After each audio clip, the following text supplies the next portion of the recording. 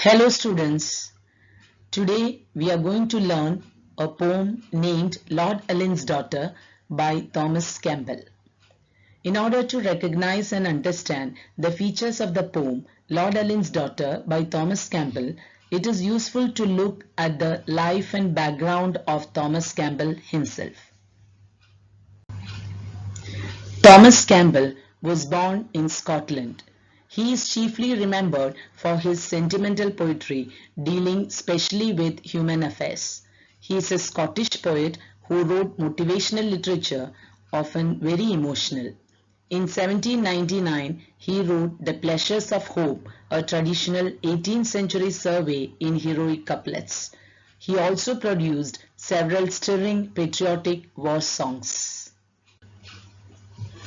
He wrote works seen as sentimental poetry about ordinary people's lives and social concerns. When we put all this together with Scotland's remote beauty and its background of a clan society with heroes and chieftains and family bonds where warriors dashed off to battles to defend each other, then we can see that the canvas is perfect for romantic poetry, especially ballads. Lord Ullin's Daughter is one such poem. Inspirational and tragic at the same time, it portrays young love and young death, all interspersed with the fear and beauty of a huge storm and a watery end. Lord Ullin's Daughter is one of the most popular poems of Thomas Campbell. The poet tells us about a beautiful, romantic, immortal love which has a tragic ending. He has composed this in the form of a ballad. A ballad is a story poem which can be set to a kind of a musical rhyme. The poem is full of poetic devices. Imagery refers to something that can be perceived through more than one of the senses. It uses figurative language to help form mental pictures. The poet uses vivid, diverse, and powerful imagery to personify the menacing face of nature. Images of anger are conveyed through the expressions "water wraith was shrieking" and "in the scowl of heaven." Campbell used visual as well as auditory imagery in the poem. The poem is strewn with alliteration. The poet makes extensive use of it throughout the poem. We can also see inversion, transferred epithet, symbolism, metaphor, imagery, enjambment, onomatopoeia, and personification in the poem. The poem follows a pattern of ABAB as a rhyme scheme, with an exception in stanzas 6, 8, and 14. Scotland is surrounded by many small islands with deep blue lakes called lochs and rocky islets dotting the coastline. Lord Ullin's Daughter is a romantic poem about how a young Scottish chieftain flees with the pretty daughter of another chieftain, a furious man who did not quite approve of the match. On a certain day, the brave young chief of Alva Island and Lord Ullin's winsome daughter decide to elope and get married, much against the old man's will. After a hot pursuit of the eloping couple for 3 days, when Lord Ullin reached the coast, he was dismayed to find that his daughter and the young chieftain had already got into a rowboat, cast off, and were in the thick of stormy rough seas, raging with towering horrendous waves. Seeing the raging waves, the old chieftain's wrath changed into wailing, and he implored the young couple to come back since he was willing to forgive the brave young chief. Sad to say, the sea was too rough and unforgiving. The waves washed over the fleeing couple and they never came back. Now let us analyze the poem stanza-wise. A chieftain to the highlands bound cries, "Boatman, do not tarry, and I'll give thee a silver pound to row us over the ferry." Now, who be ye would cross Lochgyle, this dark and stormy weather? Oh, I am the chief of Alva's Isle, and this Lord Ullin's daughter. Now let us see the meanings from these two stanzas. Chieftain is the chief or head of a clan. A clan is a group of families among the Scottish Highlanders. Tarry means to delay, and thee is an archaic word for you. So in the first stanza here, a chieftain who is going to the highlands cried and said to the boatman not to make a delay. He said if he takes him and his beloved across the Lochgyle, he would give him a silver pound. In the second stanza, the words E means you, and Lochgyle is the sea loch that separates Gribben on Mull from Alva to the north. Alva is an island in the Inner Hebrides of Scotland. In the second stanza here, the boatman asked who he was willing to cross the Lochgyle in the stormy, dark weather. The chieftain answered that he was the chieftain of Alva's island, and with him was Lord Ullin's daughter, his beloved. Here you can see the words and their meanings from the first and second stanzas. And let us see the literary devices used in this stanza. In the first stanza, in lines 3 and 4, and I'll give thee a silver pound to row us over the ferry. The literary device used is enjambment. Enjambment is moving over from one line to another without a terminating punctuation mark. It can be defined as a thought or phrase or clause in a line of poetry that does not come to an end at the line break but moves over to the next line. Now let's see the third and fourth stanzas of the poem. And fast before her father's men 3 days we have fled together, for should he find us in the glen, my blood would stain the heather. His horsemen hard behind us ride, should they our steps discover, then who will cheer my bonny bride when they have slain her lover? Here in the third stanza, you can see the word glen. Glen is a valley, typically one that is long, deep and often U-shaped. And heather means a plant with pinkish purple flowers.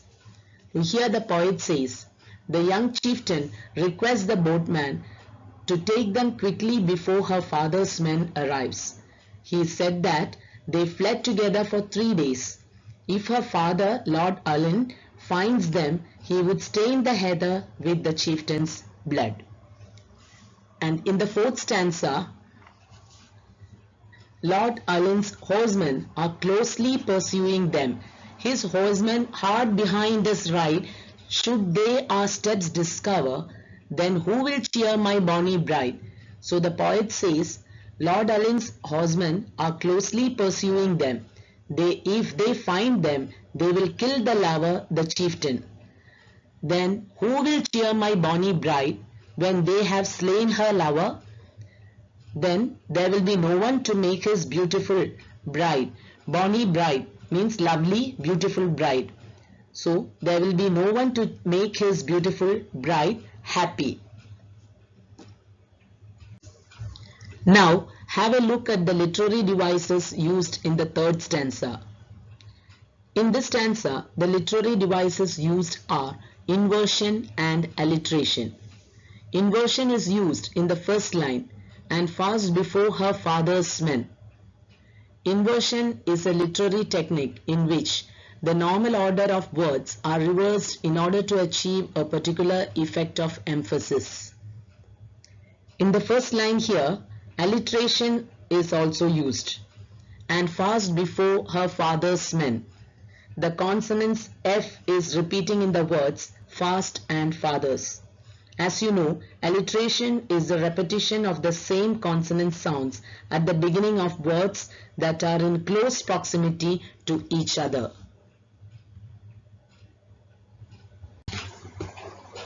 You can see the words and their meanings of the fourth stanza here.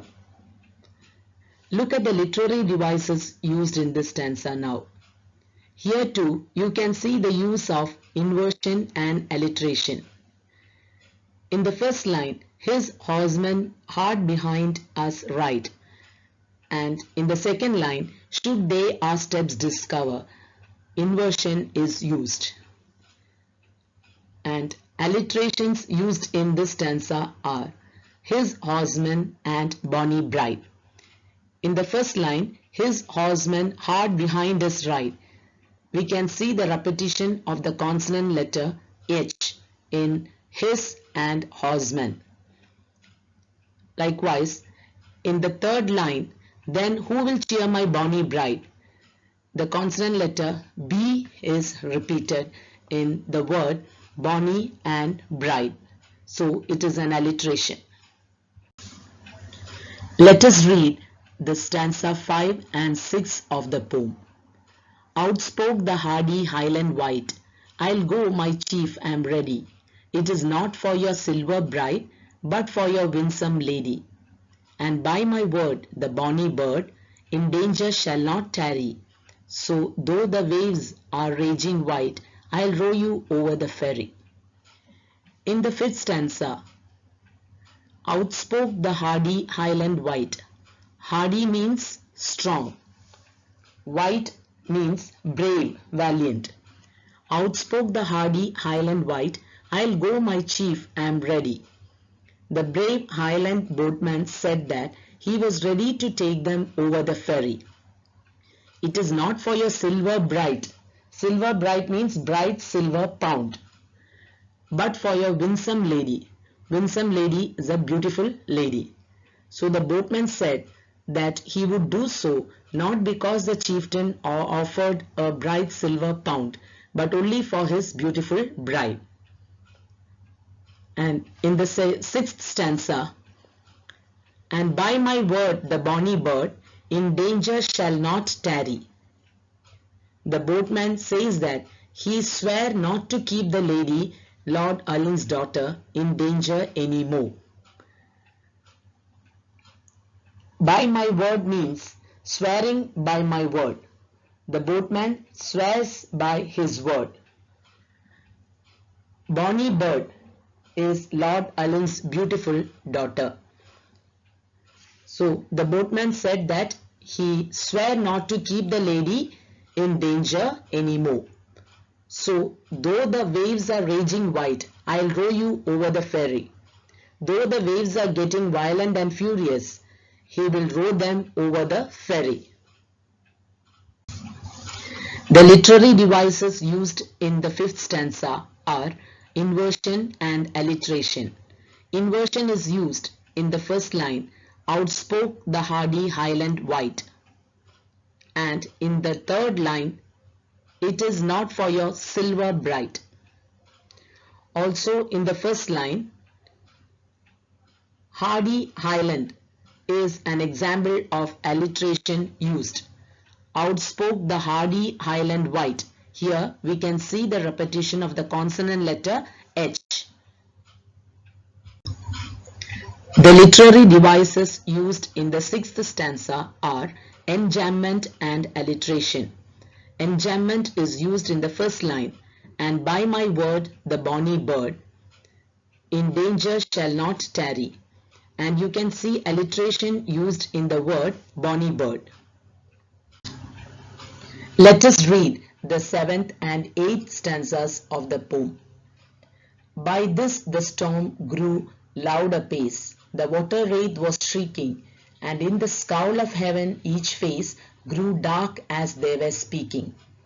But still as wilder blew the wind, and as the night grew drearer, adown the glen rode armed men, their trampling sounded nearer. The seventh stanza, by this the storm grew loud apace. Apace means quickly. The storm quickly became unpleasantly loud and harsh. The water wraith was shrieking. Water wraith is a ghost or spirit of the water. Shrieking means screaming, crying loudly. And in the scowl of heaven, each face grew dark as they were speaking. Scowl of heaven is the frowning look of the sky or heaven.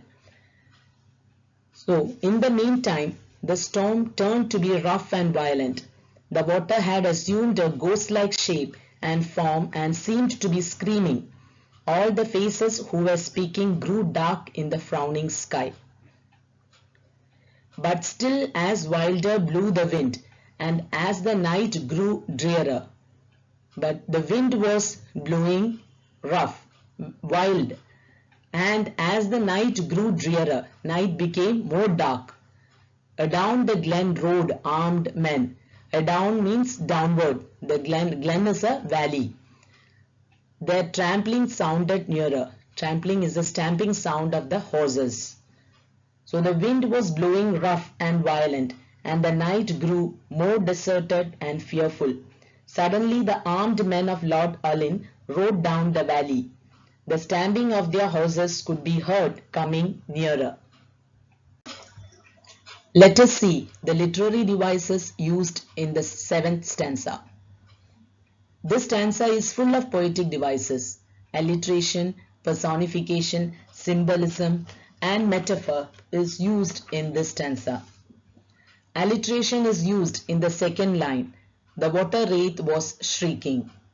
Also in the second line, we can see personification when the poet says the water wraith was shrieking. Symbolism is used in the second and third lines. The water wraith was shrieking, and in the scowl of heaven each face grew dark as they were speaking. Symbolism is the practice or art of using an object or a word to represent an abstract idea. It is something that represents something else. Here, heaven represents the sky. The water wraith is the spirit of the lake. The water of Logile has become turbulent and very noisy due to the storm. Shrieking here refers to the lamenting of the water.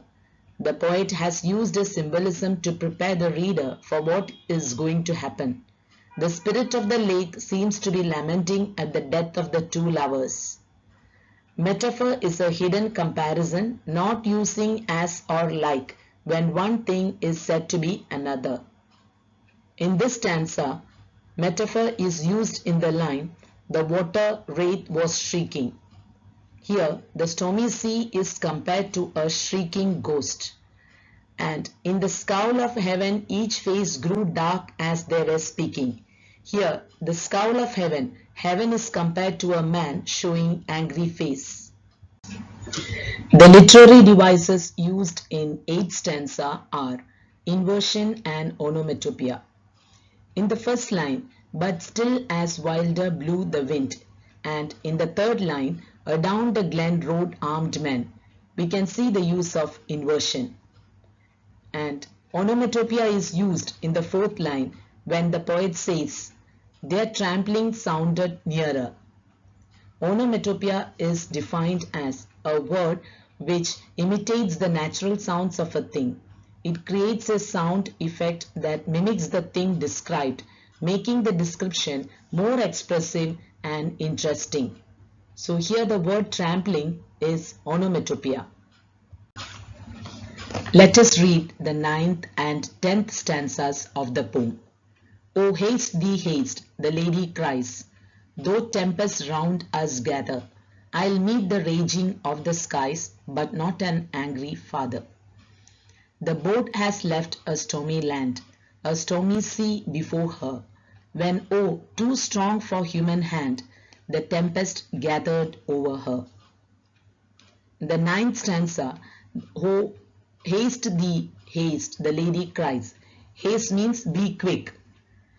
Though tempests round us gather, tempest is a wild storm. I'll meet the raging of the skies. Raging means anger. I'll meet the anger of the skies, but not an angry father. Here, Lord Ullin's daughter requests the boatman to move faster.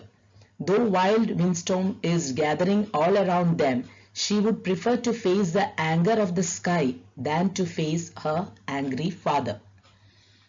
And in stanza 10, the boat has left a stormy land, a stormy sea before her. Stormy land is a land hit by storm. A stormy sea before her, when, oh, too strong for human hand, Too strong for human hand means the storm was much stronger than the three on the boat. The tempest gathered over her. The storm and the rain was strong and soon overturned the boat. So the boat has left the stormy land. Now a stormy sea is before her. The storm, which is too stronger to be controlled by human hands, has gathered over her. In the ninth stanza, the literary devices used are inversion and personification. In the second line, though tempests round us gather, we can see the use of inversion, round us gather. And personification is seen in the third line, I'll meet the raging of the skies. We can see the use of alliteration in the 10th stanza. In the second line, a stormy sea before her, the consonant letter S is repeating, stormy sea. And in the third line, when O too strong for human hand, the consonant H is repeated in human hand. Let us read the 11th and 12th stanzas of the poem now. And still they rode amidst the roar of waters fast prevailing. Lord Ullin reached that fatal shore, his wrath was changed to wailing. For so dismayed through storm and shade, his child he did discover. One lovely hand she stretched for aid, and one was round her lover. And still they rode amidst the roar. Amidst means among. Roar here refers to roaring sound of the storm. So still they rode amidst the roar of waters fast prevailing. So and still they rode in the middle of the roaring water that was fast overpowering the boat. Lord Ullin reached that fatal shore. Fatal means deadly. His wrath was changed to wailing. Wrath is anger. Wailing means crying, lamenting. So in the meantime, Lord Ullin came to the fatal shore. The anger he bore against them changed into mournful wailing. For sore dismayed through storm and shade. Sore means pained. Dismay means shocked. For so dismayed through storm and shade, his child he did discover. Through the storm and shade, in pain and shock he found his child. One lovely hand she stretched for aid, and one was round her lover. The beautiful girl stretched her one lovely hand towards her father to save, and the other was put around her lover. There are many literary devices used in this stanza. Enjambment is used in the first line, and still they rode amidst the roar of waters fast prevailing. We can also see in the same line onomatopoeia when the poet says, and still they rode amidst the roar of waters fast prevailing. The roar of waters is onomatopoeia. And another poetic device used in this stanza is transferred epithet. In the third line, Lord Ullin reached that fatal shore. The poet uses transferred epithet.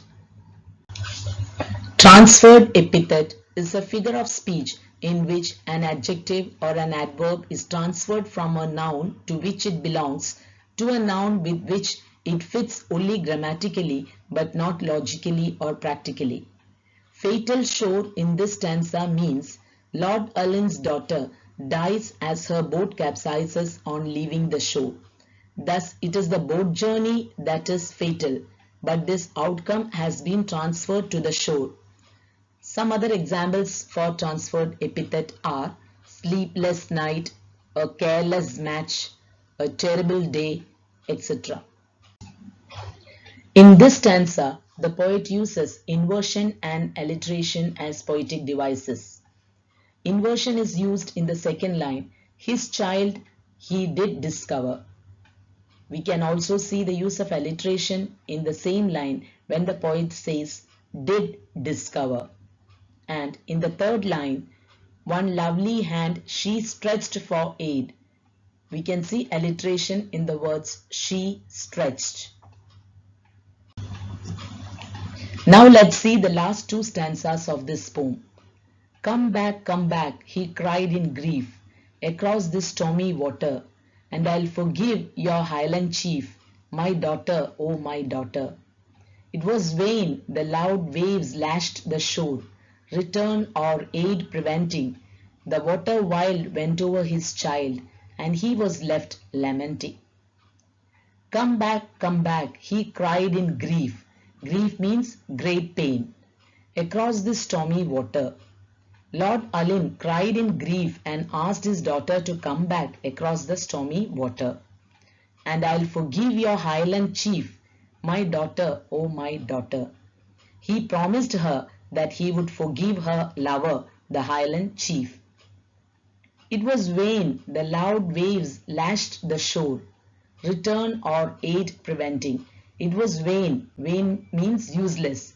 The loud waves lashed the shore. Lash means to beat against. Return or aid preventing.